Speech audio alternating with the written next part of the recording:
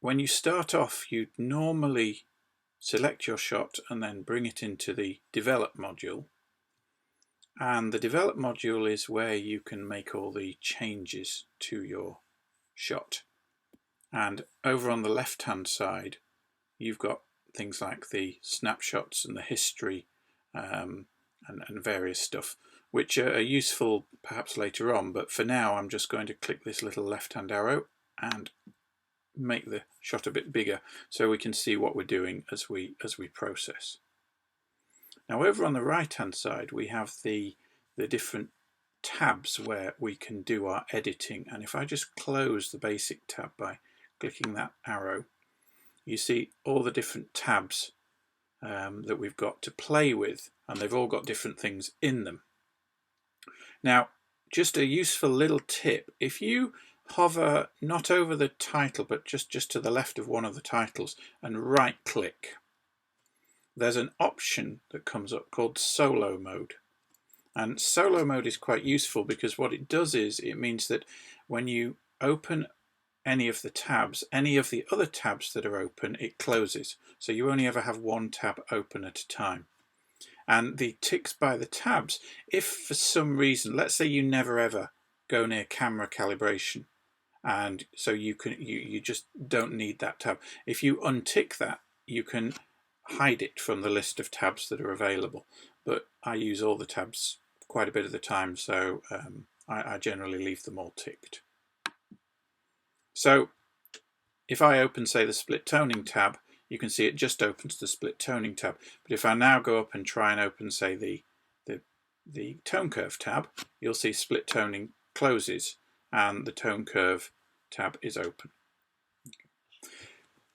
So your normal edit for a shot would start with perhaps the basic panel, but for this particular shot I'm not going to start with the basic panel, because one of the things that I want to do is I want to apply some perspective correction to this shot, because as you can see we've got the wide angle lens that I was using, which is probably the 16mm 16 to 35 end of the Nikon 16 to 35, has caused quite a bit of distortion to the building. So I would start by going down to lens corrections, and there's 4 different tabs, so I click over on the basic tab to start with, and I pretty much always enable profile corrections. So Nikon knows about the characteristics, Lightroom knows about the characteristics of a huge number of lenses out on the market, and certainly all the main lenses. So as I tick that enable profile corrections, you can see that it's changing the image and to some extent getting rid of some of that distortion that was caused by the lens. And I'm also going to check remove chromatic aberrations. I'm colorblind, so I don't see these, but in high contrast edge areas on digital photography you quite often get color banding, and the chromatic aberration, and remove chromatic aberration does a really good job of just getting rid of that. Okay. Now the next tab is the profile tab, and if your lens isn't known then these would be empty, but generally if it's not known, if you just put in the make of the lens, then it quite often will make a good guess at a lens that's either very close to your lens or is exactly the same as your lens. So that's the profile. But back in basic, I want to have a look down here and tell it to try and straighten and perspective correct this photo. So generally you'll try whichever one of these works. So let's try auto, see what auto gives us. Okay, that's not bad, so let's turn it off. Let's try just vertical. Now vertical's gone too far. We'll turn that off, and let's try full. No, full is crazy, so we'll turn that off. So auto seems to be doing a reasonable job. Maybe it's gone too far. Vertical, let's see whether vertical comes back to something, but no.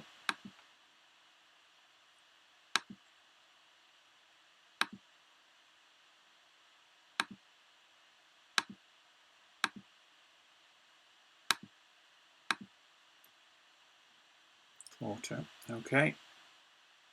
So none of them are doing a brilliant job. So you can go back over to the manual tab now, and you've got various options here. Okay. And it seems to be the vertical distortion which is causing us the most problems. And as you can see, as I rotate this tab, I can actually correct for those verticals. Now, the most important verticals, I suppose, in this shot are Big Ben itself. So I'm going to use those grid lines and leave the vertical correction there with a +7. And that's pretty much fixed the verticals on that shot. Okay, so that's lens corrections, and we're a lot happier than we were when we started. Okay. Now, the next thing that I would typically do when I'm doing a landscape edit, certainly, but most edits, is I would go up and I would do my crop.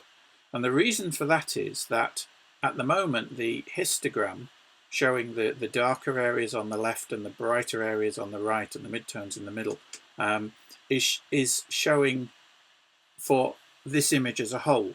But I want to crop this image and make it a panoramic shot.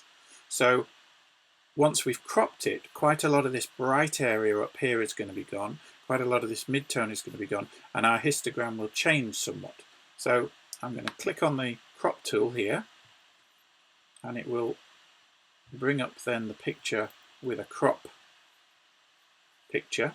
Now I can click on the unlock here, and now that gives me free access to crop left, right, as I want. And I can also grab corners and move those corners wherever I like. Okay. Or I can click in this little double-headed arrow where it says original, and there are, if you like, predefined crop sizes. Okay. Now, for this one, I'm going to choose 19:7. That's a wide panorama shot, which is a format that I use quite a lot, and I just like the look of for this kind of a shot. And as you can see, that's going to give us quite a tight crop if we want the whole of Big Ben in. So what I might do is I might go with 19:7, but now unlock it and then just open it up just a little bit more, just to give us Big Ben there in the background. And I'm also going to just pull to the right and just lose the man and the car over there. And on this side, I might just bring it into those buildings there. So that would seem to give us a slightly better crop. And once you've got that, click on OK. And now that's the shot that we're going to be actually working with.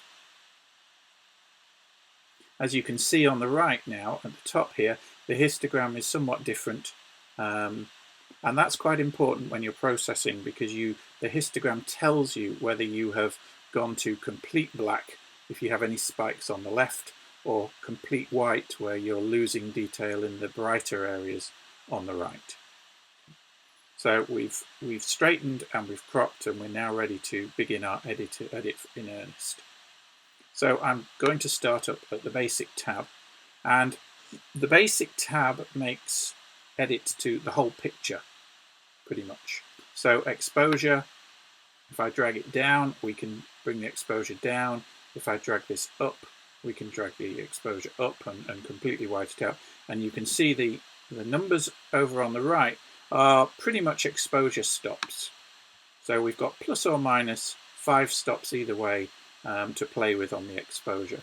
So I generally maybe just play with the exposure until I'm getting something which hopefully has all the tonal range within the boundaries, and then I'm going to maybe play with those a little bit later on. What I quite often do with a landscape shot is pull the highlights down and try pushing the shadows up.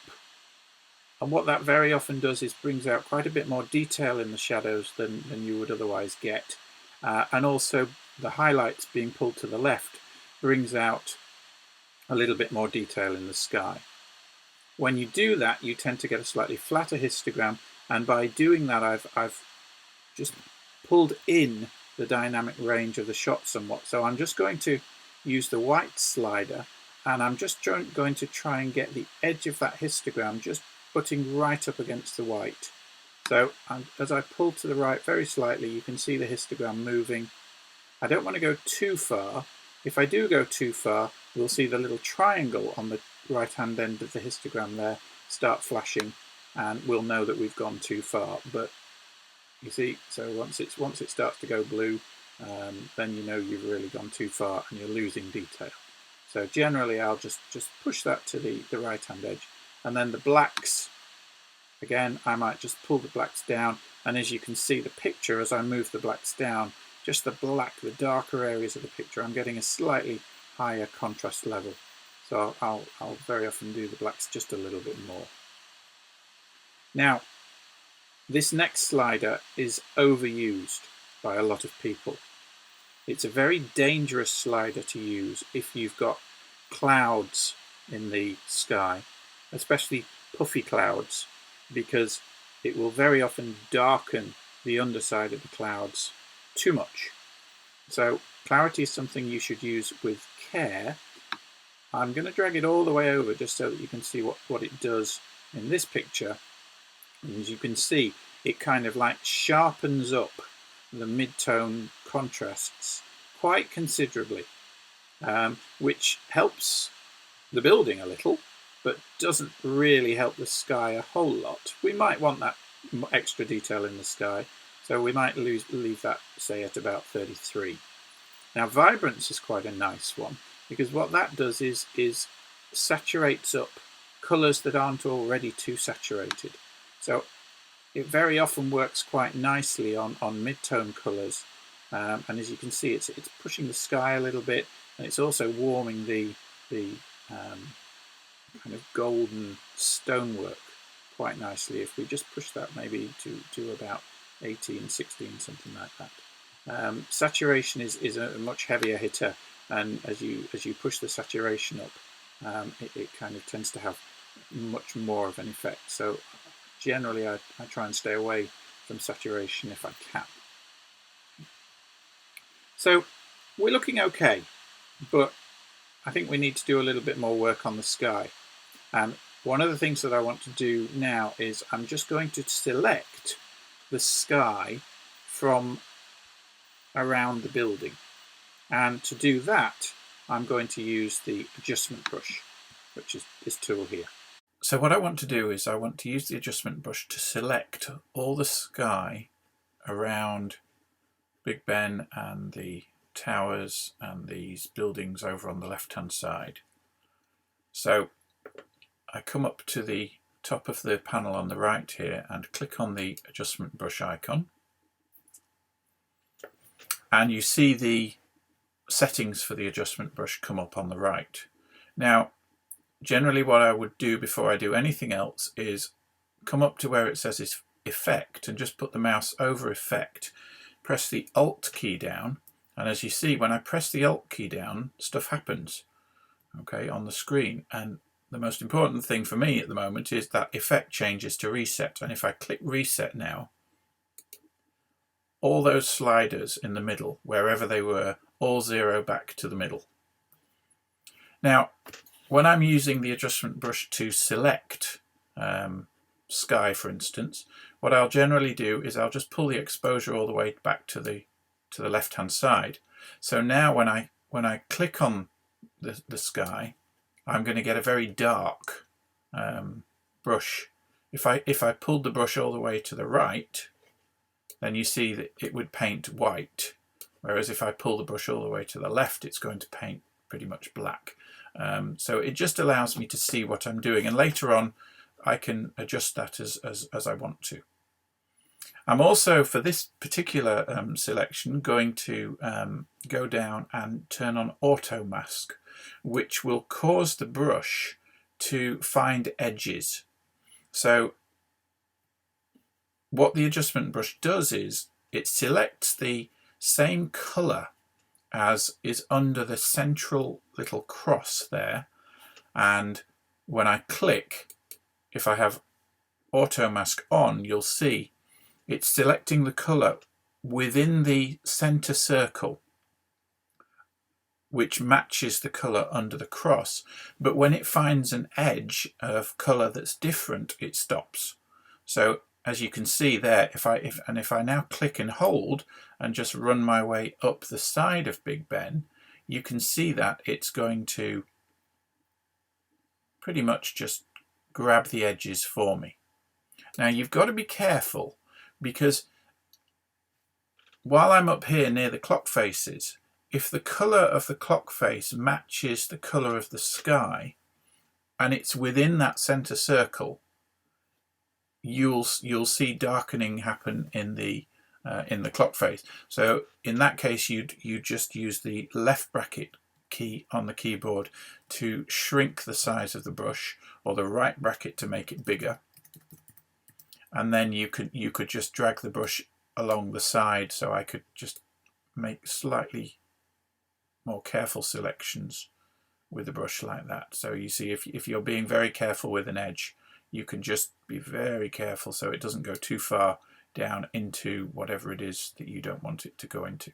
But for this, I'm going to make the brush a little bit bigger, and I'm just going to draw around the sky, and you'll see that pretty much it will just ignore the tower, because the tower is so different in colour to the sky.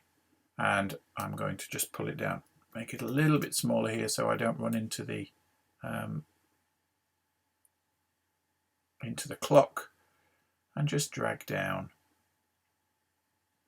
Now I can clean up that bright bit of sky a little bit later on. So there we are. Now on a slower machine, this can really use up a lot of processor power. So just a little trick when you are trying to do this: if you make your brush quite big, so let's say we make it like this big, okay? If I just click once, right, you can see it's pretty much selected everything within the radius of the center circle. And if I make that circle even bigger, yeah, then it's really doing a lot with every single click, rather than having to kind of sample the picture for every pixel that you move it. So you can actually do a lot of selection very quickly by just moving along and doing individual clicks with your adjustment brush. But again, be careful. So you see here on that one, it's actually selected some of this brighter building down here. So I'm going to go Control and Z, or Command and Z on a Mac, and that'll just undo that last click. And now I'm going to bring my brush size down again with my left square bracket, and just try and be a little more careful with that selection. And again, just minimize the selection. See what it does there. You see it's catching the edge of the building, and I don't want that, so Command and Z, and I'm going to have to be a little more careful with my brush as we go closer to those buildings. Now I'll just show you how to clean this up in a minute, but for now I'm just going to draw along, and I'm just going to try and kind of keep the edge of the brush just on the edge of the buildings there. And then down here, I'm not too bothered about the crane, because really all I'm going to try and do is warm up the sky. So now that's gone over too far into that building, but we can clean that up again later. So again, let's just make that big. See what we get here. Well, okay, it's selecting the buildings, but we're going to clean those up in a minute. Okay, so we've done most of our edge of the buildings. So now I can turn auto mask off, and I can just use my brush to paint in the rest. So it's now not looking for edges, it's just going to paint. So what we're doing here is just making, if you like, a selection. Okay, so I'm painting in, I'm creating this selection of all the edges. Now you see I inadvertently went over the edge of Big Ben there, so just undo that last brush stroke. And what I'm going to do actually is reduce the feather size. The feather is shown by the outer ring of the brush, and down here is the feather. So I'm just going to bring the feather right down to there, so my brush is a little bit more hard-edged. I'm just going to just draw that whole selection in, and then here I can make the brush a lot bigger and just do it in a few more strokes. So here we go down, we're just selecting the whole of that sky.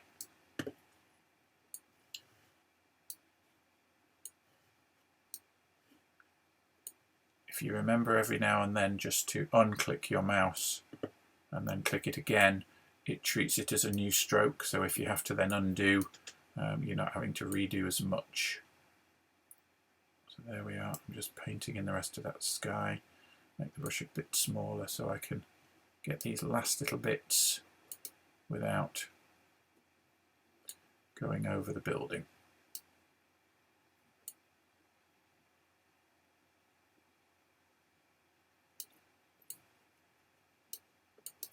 That's it. Okay, so I think I'm pretty well covered there in terms of what I want to select. So now I've got the sky pretty much all selected as I want it. I need to clean up the selection down here on these buildings where I've kind of overrun the buildings. So to do that I want to zoom in on this area of the photo a bit. So I'm just going to bring in on the left hand side here the panel, and up at the top in the navigator window, at the moment it's set to fit, so it fits the whole picture in the window, but I can tell it, let's go into 1:1, and then you can see it's zoomed into the picture, and I can now pick this square up and I can drag it to where the picture is, where I want to edit on the picture. So as you can see, we've got some, the selection isn't brilliant around here. Okay, so I've still got the adjustment brush open, and at the moment the plus in the adjustment brush shows that I'm actually painting with black like we were before. Okay, now if I hold the Alt key down, as I press the Alt key, you can see the adjustment brush change from plus to minus. See, and as I take my finger off the Alt key, it goes back to plus. So minus, plus. Now minus subtracts from the selection. So, and what it does is it subtracts from the selection using the hard edge of the center circle. So if I now drag, you can see that it's actually removing the center circle. Now you can see it's also going over the edge a little bit by feathering into the feather area. So again, I'm going to, on my minus brush, I'm going to turn my feather all the way down to 0 over here, and now I've got a hard edge to actually paint away the selection. So I can just carefully paint away on the edge of that building. Okay, because I don't want this sky adjustment that I'm going to do to affect the building. Now remember, we're zoomed into 1:1 here, so you can be as careful or as uncareful as you like with this kind of a selection, but you can see that we've actually got this building selected with that darkening. So I'm just painting over those areas, and again these trees, I'm just going to first grab the edges of these trees, see how far they were selected. That's about it. And then just to go right to the end, I just move the square on the left hand side, and we can again press the Alt key and then just highlight this building. Now I'm doing this quite quickly. You might need to just take a little bit more time to just make sure you're getting the edges absolutely perfectly. Quite a lot of the time when I'm doing my editing in Lightroom, I will use a tablet like a Wacom. I've got a Wacom Intuos tablet, and for really delicate work like this, where you've got to kind of draw lines and be quite careful about what you're selecting, using a stylus on a tablet can be a lot easier than using a mouse. But you can get the job done with a mouse. As you can see, it's not too difficult to get the job done. Okay, so that's, if you like, got rid of the masking that we were applying, and if you want to, you can then just reapply. So again, with a small brush, just go in here and just apply the darkening to these edges where there's a little bit of haloing. You can see that's it. But I'm pretty happy with that. So let's come over here, go back to fit, and you can see now we've kind of got that whole sky fixed. So our exposure we can now pull back, and as you can see, as we pull it back to the center, the exposure goes back to the original shot.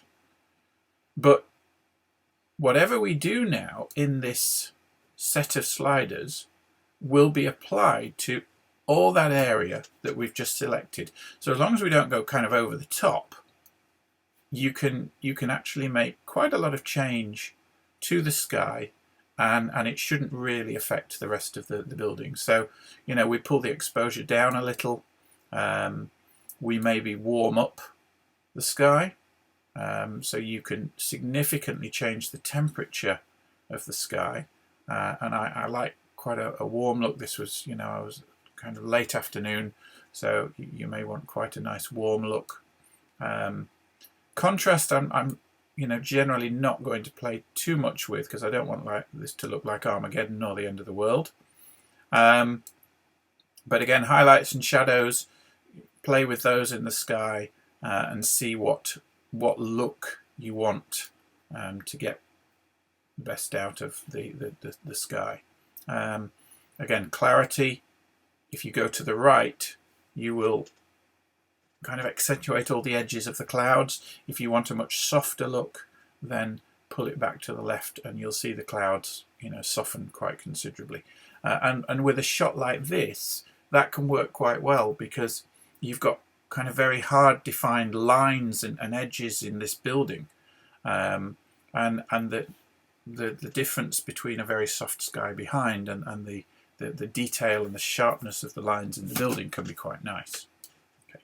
And then saturation, if you want to bump the colour up in the sky, then, you know, use the saturation, and you'll see that happening as well.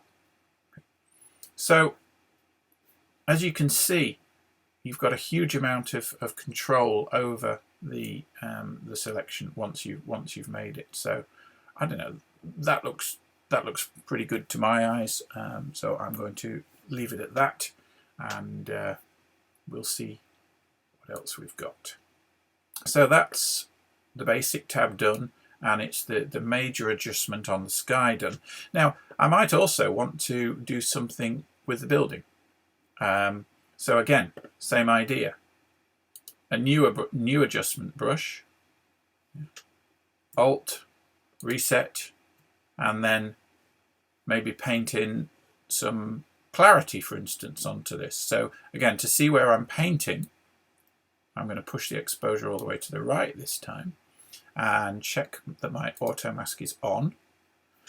And if I paint now, and I'm careful that just to stay within the boundaries of the tower, now you see that's bled over into the sky. So I'm going to undo that and make my brush size quite a bit smaller, and it should, all being well, just choose the tower.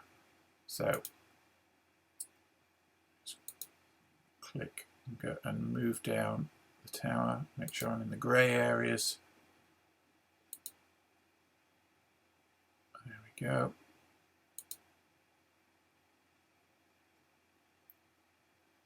And again, once you are just being careful, just let it find the edges, and you can choose the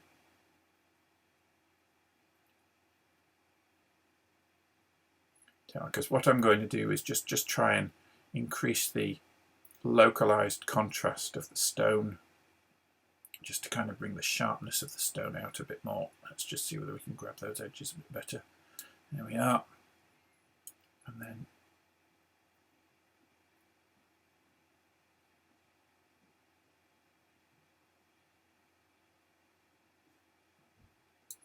now here on the towers, again, if you're just careful where you click and don't make your brush too big, it should just select each of the towers. So there we go. Let me just grab those edges. So 1, 2, 3, 4, 5, 6, 7. And let the computer catch up.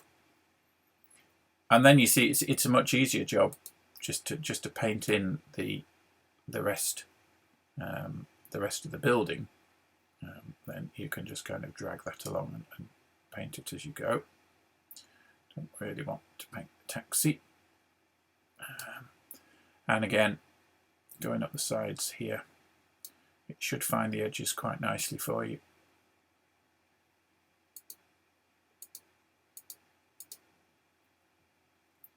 Single clicks just reduce the workload on the computer when you're selecting the fiddly bits, and also allow you to be a little bit more selective. Be careful when you are doing these towers. You see that each of the towers have little windows in them as well, and if you put your mouse on one of those, it's going to select the color of the sky, and it'll bleed into the sky. So make sure that when you are doing this kind of selection, that you are choosing the stonework rather than the color of the sky.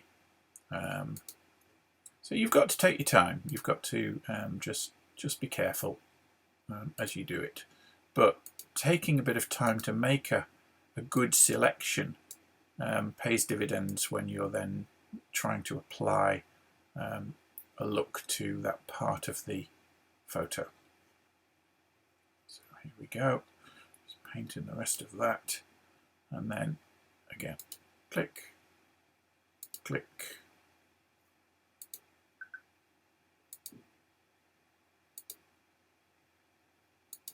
Just single clicks, and then I can drag down the rest of that tower quite happily.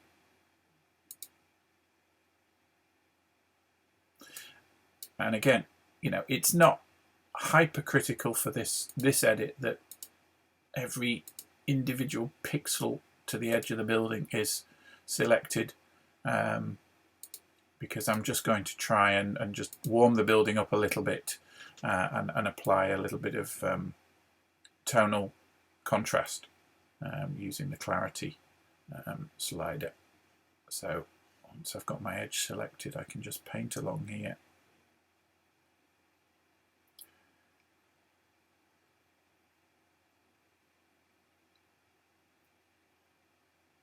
The guy there. Oh, I don't mind about the lamp.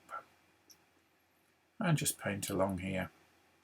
It's really the stonework that I'm interested in, as opposed to the other buildings. I don't particularly want to draw attention to the uglier buildings. There we go.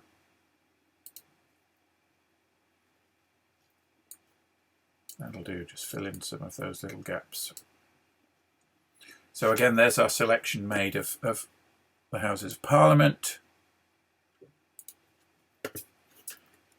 And now I bring my exposure back to the middle, and I can play either darkening it off or brightening it up. So I'm going to just leave it in the middle for a minute, and I just want to try putting a little bit of clarity on. So let's just drag the clarity up and just see what happens there. And what normally happens with clarity, you can see that it's darkening the black, so it's heightening the contrast. So what I quite often do is if I boost the clarity, then I'm also just going to boost the exposure just a little bit. So the difference between the two can be quite considerable.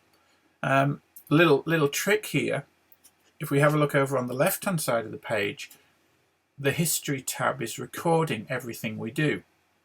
So if you want to see what it looked like before you did, say, the clarity and the exposure here, yeah, you can go back and you can say, well, that was exposure, that was clarity.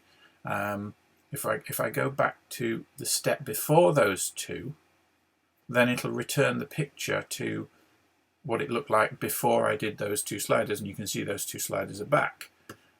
So then if I go back to the top, you can see, boom, you can see the difference that it's made. So you can try something and then kind of rewind back through the history, see whether you like it or not. And if you don't like it, then just leave it where it is and start again, and it will overwrite the stuff above. Okay. So I think that's looking quite good. The only other thing I want to do is I just want to warm the building up a little bit as well. So I'm going to move the temperature slider just slightly to the right, and you can see if I go over the top, it'll really kind of make it very, very warm, but I just want to warm it up just a little bit like that. Okay, and close the adjustment brush. The last thing I want to do is just bring out the clock face, because that is a focal feature. So again, I'm going to zoom in. So I'm going to go into 1:1, and I'm going to drag over on the left there to the clock face, and then I'm going to try and just bring this out a little bit more. So I could use the adjustment brush, but I'm going to use the radial filter, which is the one next to it, and this allows me to draw a little circle or a little oval, so I can click and drag. Now the adjustment brush by the radial filter by default, you know, affects the outside. So I've got exposure all the way up here, so you can see that it's brightening everything apart from the inside of this circle, and I want to actually invert that. So I click on invert mask, and that will make the selection apply inside the circle. So I can see now where that circle is going to apply, and I can adjust the size of the circle, and I can adjust the orientation to make it more of a shape to fit. There we go. And I'm just going to bring the exposure back down to 0, just so that we can see. And then if I just bring the exposure up by, say, you know, not even a whole stop, then it will just bring the clock face out quite a bit more. I'll maybe make that just half a stop. It's a bit like kind of whitening teeth and eyes. It's very easy to do too much. Okay. And maybe the clarity with something like this, if you just pop the clarity up, it'll just increase the contrast, and that's going to make that stand out just that little bit more. Now here's a little trick with radial filters. If you've got something that works and you want to apply it somewhere else, because I want to apply the same filter to this clock face, I hover over the center and I right click my mouse and I duplicate, and now I have two radial filters just stacked on top of each other. So I can click on the center and drag, and one of those radial filters is now going to drag away, and I can pop that over here and resize it. So I'm going to rotate it and then resize it to be nice and small, so it's just affecting that other clock face. There we go.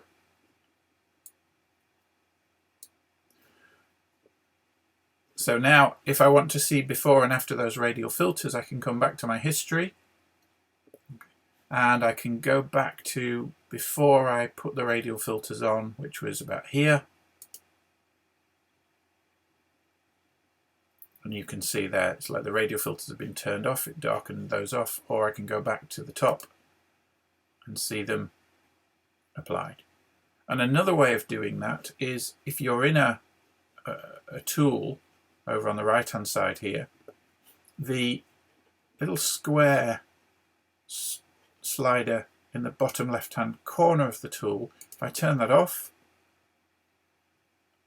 and turn it on again, it shows me before and after using that tool. So that's another way of seeing what you've been doing. So let's come back to fit. There we go. And we'll just let it bring up. So there's the shot, and I'll close the radial filter down. Now, 2 Ys down at the bottom here. This is really neat. So there's the before and the after. So we started with this shot and we've ended up with this shot. And you can see these in various modes if you click on those Ys a number of times. So that half each of the shot, you can see the shots above and below each other, or half each again and then next to each other. And you can even edit in this mode if you want to, but that's quite a nice way of seeing the shots. So as you can see, we've made quite a difference to that particular shot just with a few edits.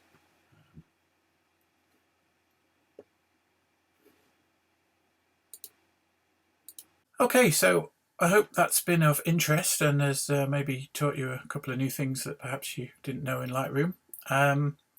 Just to finish off, my website you can see here, houghtonphoto.com, and you can get various information and stuff on here.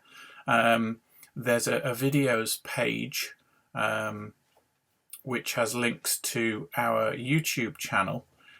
We haven't done loads of videos yet, but these will be up on it, and there are a few more, and I'll just flick over here and you can see that there are a few videos up of different edits showing you different techniques. So that's available through the main website. I also recently added a link to some photography videos that I've kind of pulled down off YouTube. And this is really just a page where I've kind of curated, if you like, a set of pretty good documentaries about some classic, mainly the classic photographers. So you can see Kappa and Avedon and Cartier-Bresson and Karsh and whatever. So if you've got a few minutes to spare and a broadband connection, these will provide you with quite a lot of inspiration. There's some really good stuff in some of these videos. And the last thing I want to leave you with is that that if you would like any sessions doing one-to-one training with Lightroom, I'm quite happy to do that. I did a couple of sessions with Tanya, one of the club members, a couple of months back, and we used FaceTime, I think it was, so that we could talk using the Wi-Fi, and then we used a little free application called TeamViewer, which allows us to connect the two computers. So basically we work on your computer, on your images and your copy of Lightroom, but I can see that on my screen, and I can move the mouse in Dublin and kind of drive the screen at your end, or I can watch what you do and offer advice and suggestions in terms of how to get the best out of Lightroom. So if that's something that might be of interest, we can set that up very quickly, and it's very easy to do. So if you're interested, just drop me an email, joe@houghtonphoto.com, or Kathy or any of the club members have got my details as well. So that's it from me. I hope you enjoyed the session, and I hope you enjoy the rest of the Congress.